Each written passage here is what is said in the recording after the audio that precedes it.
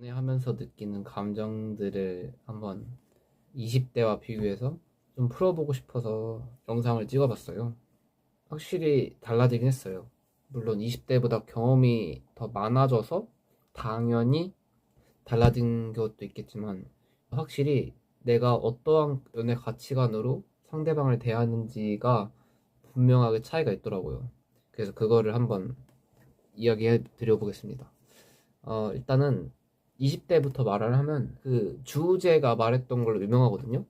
20대 때는 상대방이 10가지 중에 두세 가지만 좋아도 그 두세 가지만 믿고 돌진이래요. 그 상대방에게 얼굴이 예쁘다, 몸매가 좋다, 뭐 그런 것만 보고 그냥 돌진하는 거예요.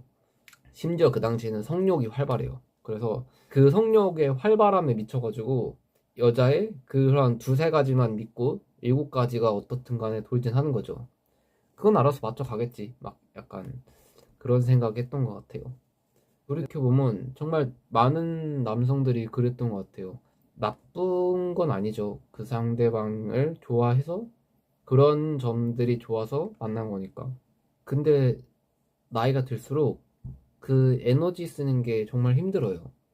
그렇게까지 내가 성욕에 미친 것도 아니고, 그리고 내가 그 두세 가지만 좋다고 해서 만날 수 있는 게 안 돼요, 이제 연애는.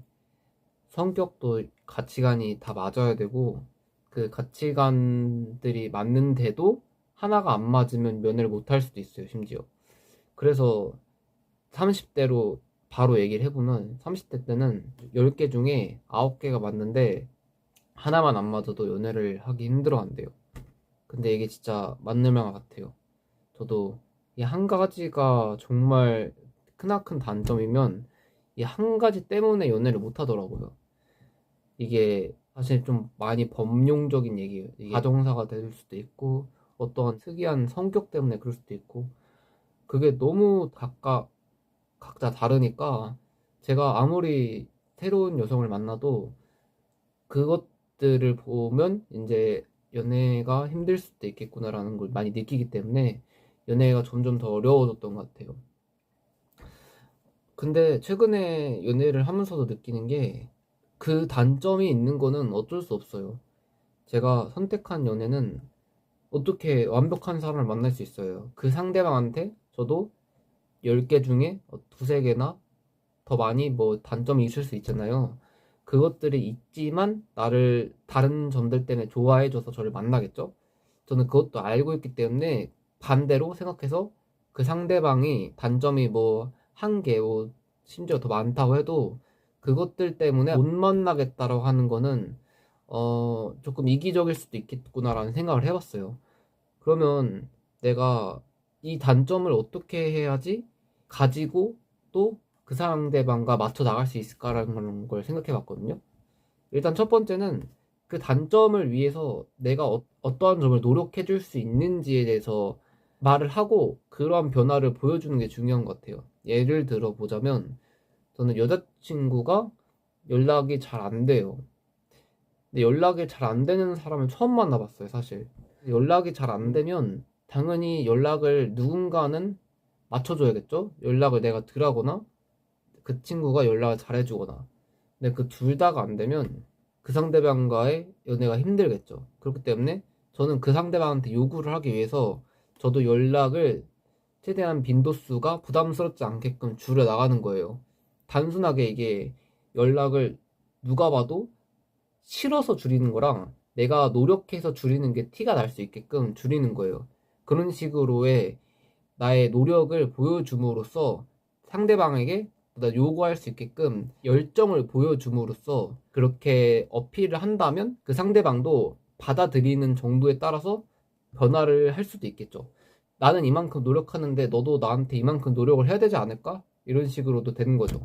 근데 이게 당연하다고 봐요. 당연히 교환이 필요하다 봐요. 내가 요구하는 게 있으면 그만큼의 합당한 뭔가를 보여줘야 되는 거고, 그게 없으면 아예 어렵다고 봐요.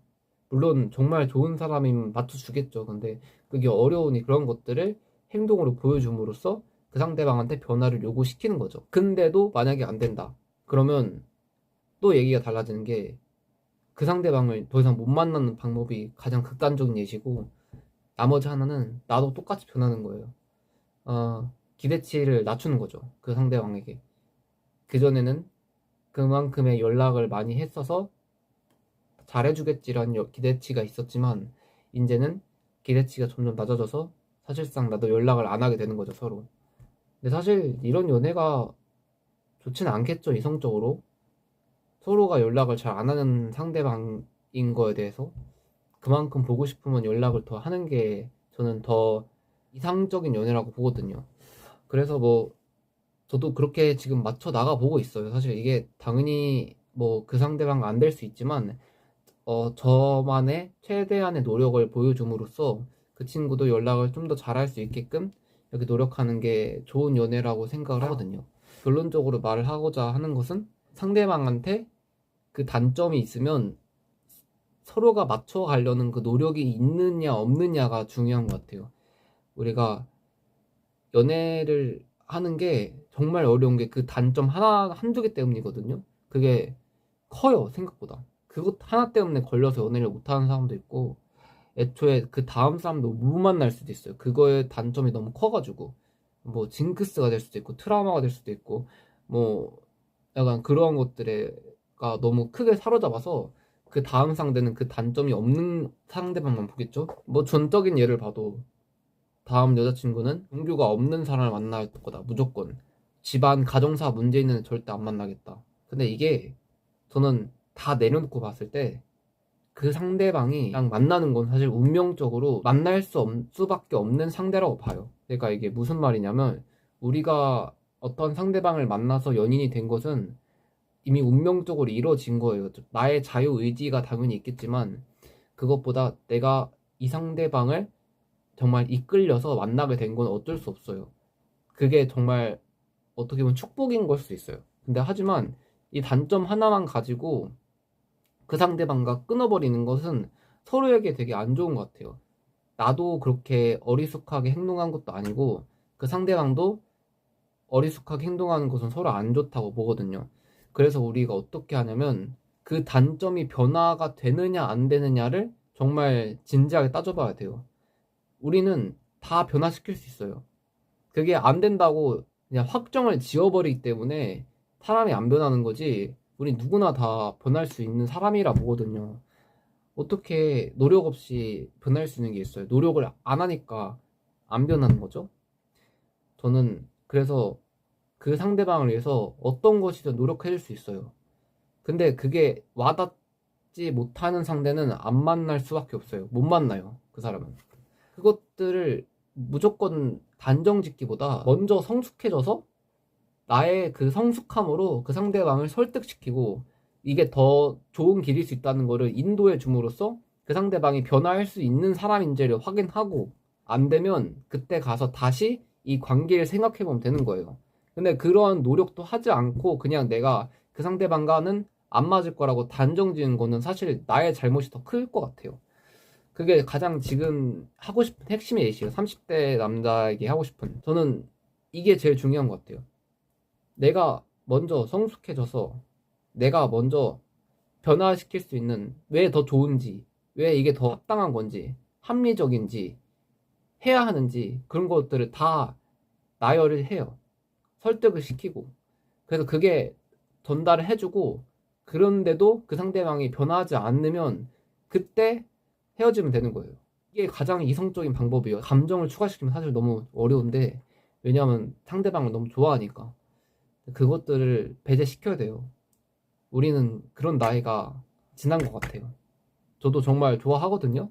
좋아하는데 그 변화하려고 노력도 하지 않는 상대를 나만 이렇게 노력해서 보여줘서 하는 것은 정말 바보 같은 짓이에요. 애초에 그런 관계를 질질 끌고 계속 앞으로 나가는 것은 나를 정말 비참하게 만들고, 나를 좀더 그 상대방보다 사랑하지 않는 것 같아요. 그렇게 하는 행동들은. 나와 상대방 중에는 내가 우선인 게 맞아요. 그러면 나를 위해서 살아야 되는데, 지금 만약에 내가 그 상대방을 위해서만 그렇게 한다면 정말 나를 버리는 행동인 거라고 생각을 해요. 그래서 첫 번째로는 나를 더욱더 좋아해줘야 되기 때문에 나의 관점에서 봤을 때는 그 상대방을 위해서도 해줄 수 있는 게 있지만 그 상대방만을 위해서 하는 건 아니에요.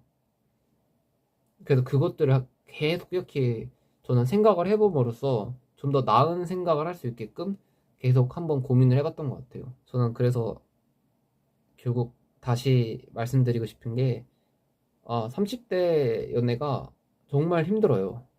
왜냐하면 앞만 얼굴이 예쁘건 앞만 괜찮은 뭐 요소가 있어도 단점 한 두 개, 뭐 세 개, 네 개가 넘어가면 절대 못 만나요. 근데 만약에 내가 어떻게 운명적으로 만나는 상대가 있다면 한번 노력을 해보는 것도 나쁘지 않은 것 같아요. 우리는 운명적으로 만남이 있는 상대방들이 분명 있거든요. 누구든지. 근데 그런 것들을 계속 배제시켜 나가는 것은 기회를 놓칠 수도 있거든요. 정말 괜찮은 상대방을 만날 수도 있음에도 불구하고 그렇기 때문에 그걸 위해서라도 내가 지금부터 준비해 나가는 게 맞아요. 그런 상대방이 나타났을 때 내가 더욱더 성장한 모습으로 그 상대방을 대해줌으로써 진심이 좀 더 와닿고 상대방을 변화시킬 수 있는 그 정도의 영향력이 있는 사람이 되는 게 중요한 것 같아요. 그게 더 성숙하고 어른스러운 연애예요. 저는 그래서 그런 생각을 요즘 많이 했습니다. 저도 물론 지금 연애를 쉽지가 않네요.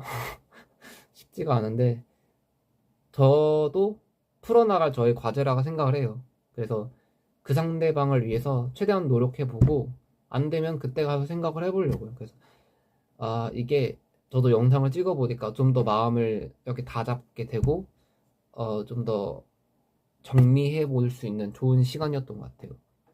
그래서 여러분들도 지금 만날 상대나 앞으로 만나줄 상대를 위해서 자기 관리 열심히 하고 생각을 좀 많이 해보는 그런 좀 깊이 있는 사람이 됐으면 좋겠습니다. 감사합니다.